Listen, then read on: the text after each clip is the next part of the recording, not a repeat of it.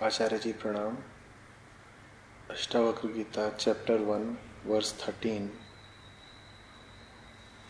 Ashtavakra says, I am awareness alone, unity itself.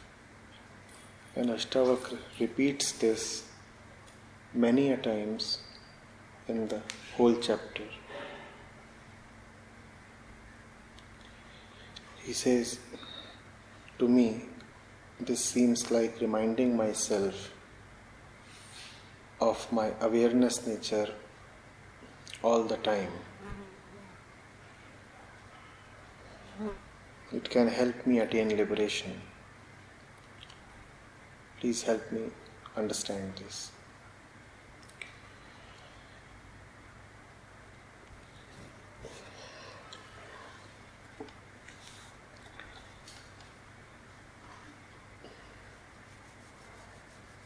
Javed Ashtavakra says, I am awareness alone, unity itself. You probably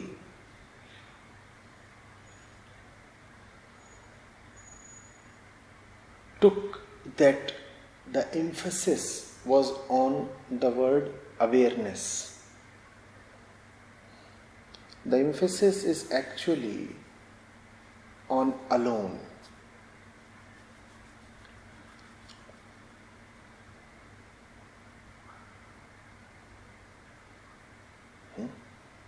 I am awareness alone. I am awareness alone.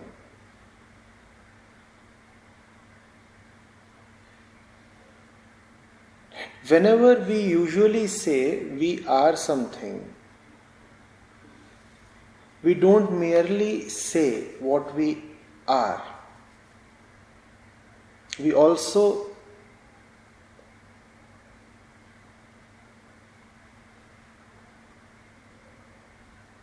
concurrently say what we are not.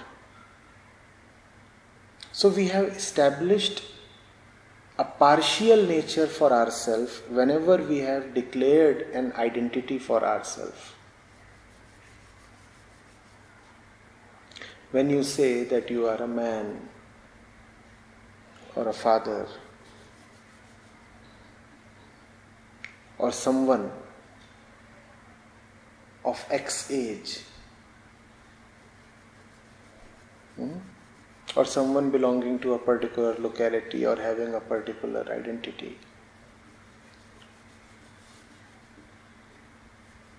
you have given yourself many identities actually. And each of these identities are not only partial but also put together, they cannot give you the total. First of all, they are all partial identities. Secondly, even if you take all those identities and put them together, you still do not get to the total. So what Ashtavakra is saying is, you are awareness alone, alone. Nothing else. The word alone has to be read in negativa. The word alone is a big no.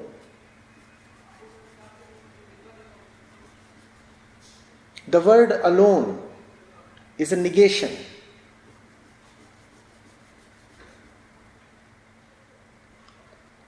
Denial, a rejection.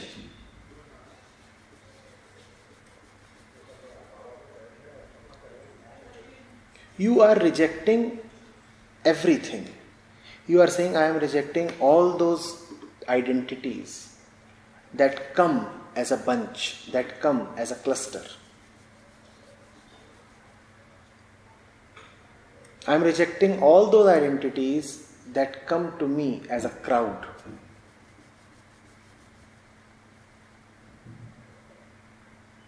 If you are somebody's father, is it possible that you are not somebody's son? Is it?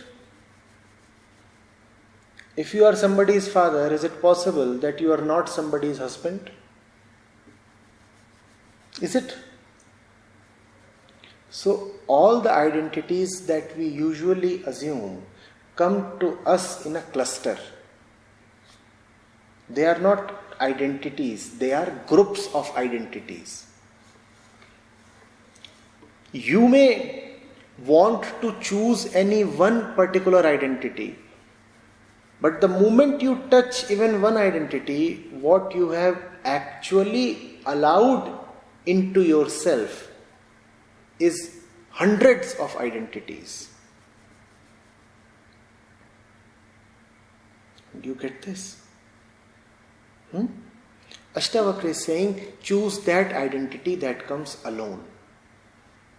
That identity which is a firm denial of all nonsense, all clutter.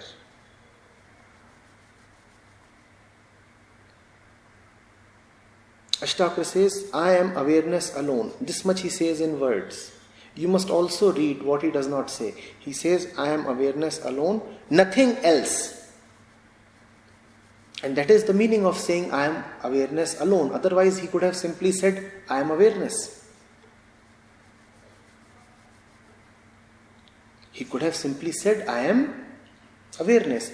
But he ensures that he is highlighting something, that he is emphasizing something. You must notice that the stress is on alone. He says, I am awareness alone, and thereby he is saying, I am awareness alone and nothing else. I reject the crowd. I am not prepared to don hundreds of robes. I feel suffocated. It is not my nature to wear and carry so much.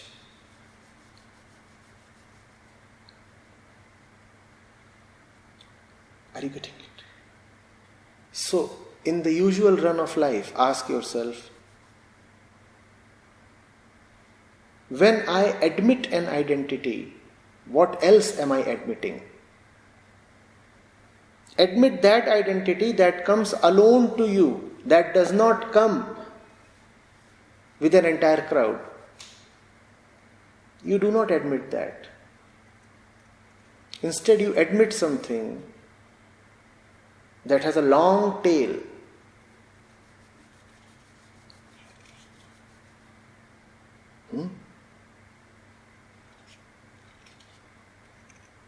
The identities that we take upon ourselves are a bit like the HIV virus. Once you have admitted that particular virus, scores of other diseases are sure to arrive in its wake. You cannot just admit HIV alone.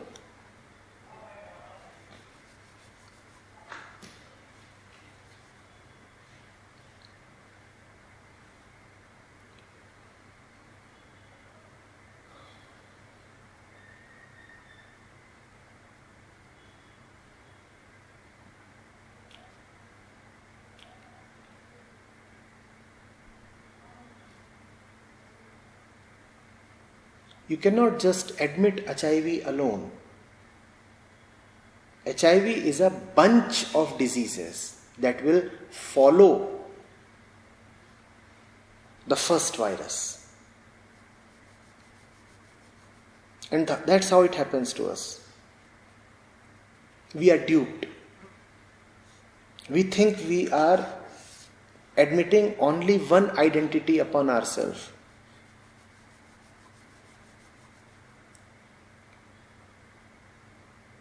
By the time we realize that it is not just one strand, it is an entire net that we are now entangled in. it is usually too late.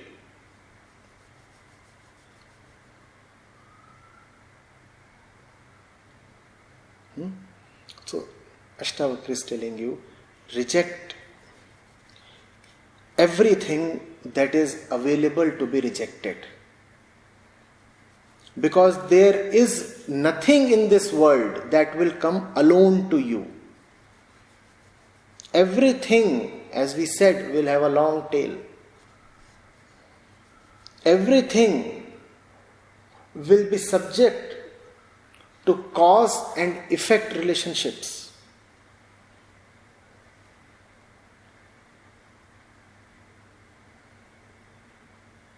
You admit something and its family is waiting outside to enter and occupy your space.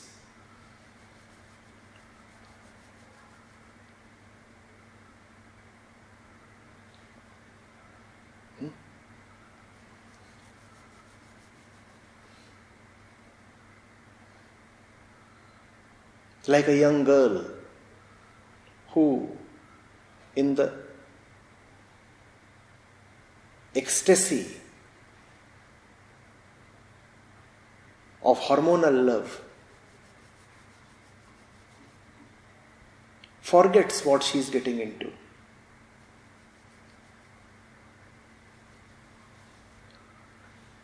She has fallen for a man.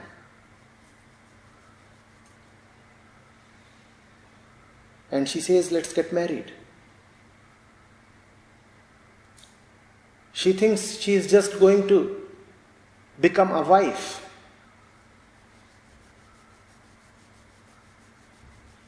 Soon she realizes she is not merely a wife. She is a daughter-in-law, sister-in-law, and whatnot. And it doesn't take much longer to realize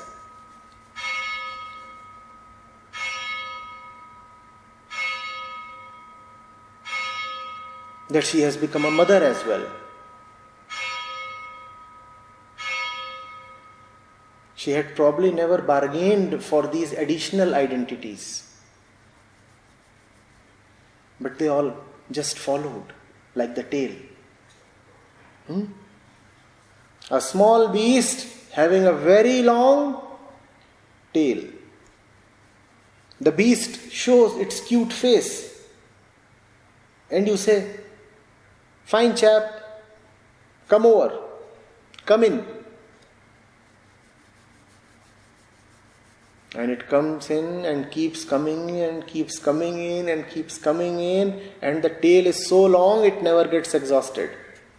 That beast is still coming in. It keeps coming in. It fills up your entire life. You had never bargained to give so much space to it.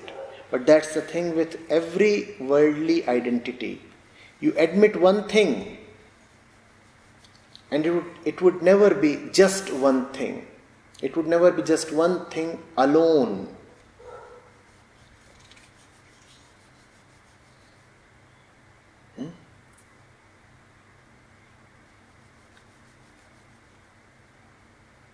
How would you feel if you send out an invitation card and the invitation card says, Mr. Chaudhary and family, and Mr. Chaudhary turns up with 500 people and says, all these are my family?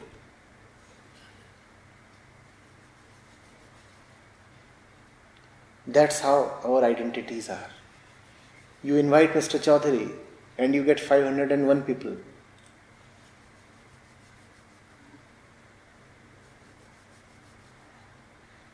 Invite the one who comes alone.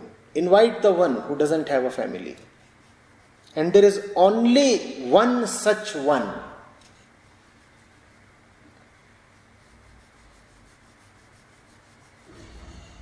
All others have humongous families.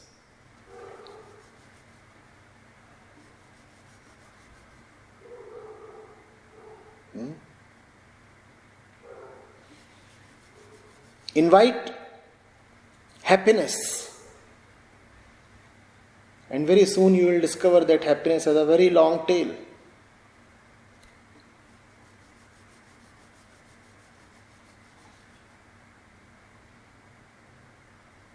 Hope, expectations, memories, sadness, despair.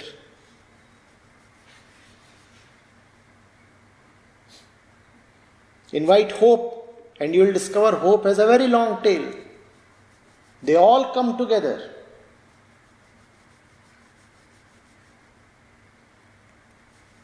It's impossible to be available to one disease and resistant to another. When you would be attacked totally. You won't be spared. Maya knows no half measures.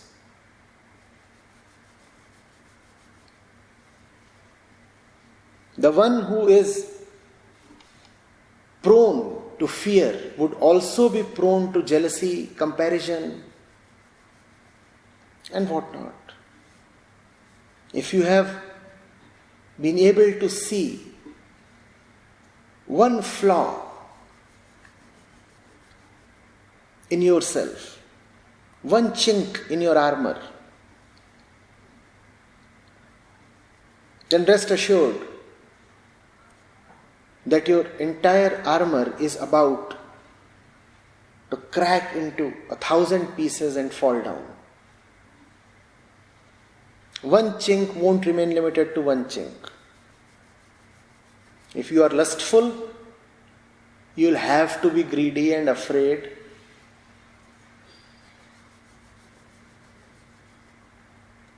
And a liar as well. Lust will make you do everything possible. All the diseases will come.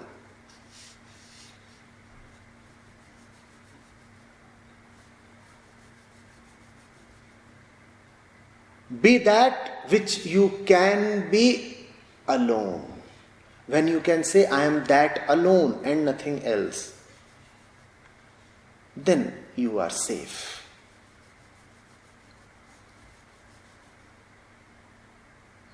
That is why truth has to be non-dual. That which is dualistic can never be alone. If it is dualistic, how can it be alone? It would always be accompanied by its dual counterpart. The truth has to be non-dual. If you say you are this, then you are simultaneously declaring, I am not this. Oh, you are caught.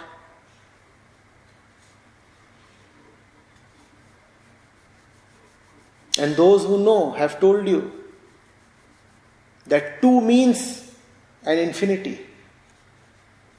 Just two are needed to create an infinity. And one is not possible because one cannot exist in absence of two. One cannot come without there being two. To say that there is one is to say that there are two. Two means infinity. One is not possible. So it is best to be nothing. And that is what Ashtavakra is telling you. When he says be that alone, he means don't be two. And being one is not possible. So be nothing that your mind can think of.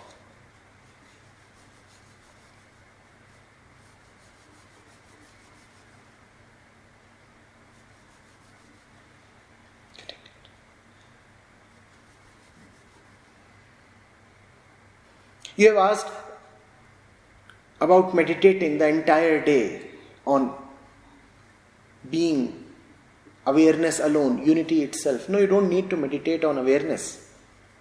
Awareness is not an object. How would you meditate on it? You should rather meditate on the multiple identities that you have covered yourself with. Meditate on them rather. No point meditating on awareness or unity. They cannot be valid objects of contemplation.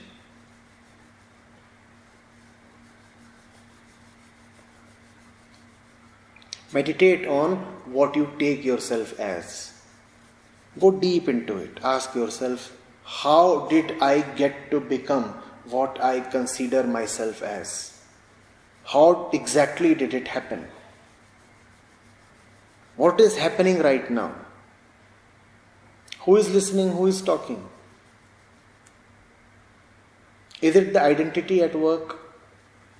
Have I been trained to behave and think and act in certain ways?